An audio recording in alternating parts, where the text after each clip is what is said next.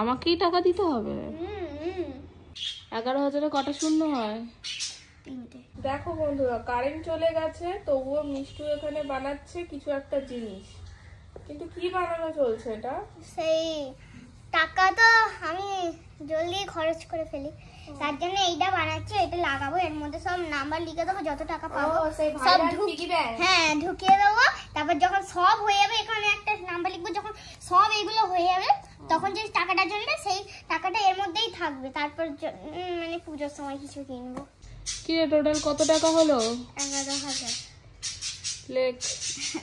অনেকগুলোই লিখেছি। এই যে এতগুলো টাকার অ্যামাউন্ট লিখেছে, টোটাল 11,000 টাকা হয়েছে। 11,000-এ কটা শূন্য হয়? 3টে। এইটার তো সবই ঠিক করেছে, কিন্তু টাকা ফেলার ফুটোটা করে ফেলেছে নিচের দিকে। এইটা হওয়ার কথা ছিল উপরের দিকে, কারণ টাকাটা যেই ফেলা হবে, যদি এরকম নিচের দিকে রাখা হয় সব তো পড়ে যাবে। গন্ডগোল করে ফেলেছো। কি হবে তাহলে এবার?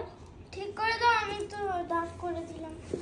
এই উপরের দিকে তাহলে এখানটা তাহলে এখন আমাকে কেটে দিতে হবে, তাই তো? একটু লম্বা করে কেটে দাও। ঠিক আছে, দিচ্ছি। বাচ্চা মানুষ, ভুল তো হবেই, সেটাই।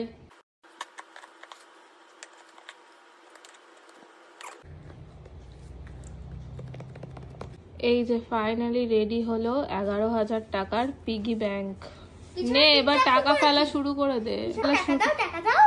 আমাকেই টাকা দিতে হবে। কত টাকা? 100 দিয়েই শুরু হোক। প্রথমটা যেহেতু 100 দিয়েই শুরু হোক। দিয়ে দিচ্ছি 100 টাকা।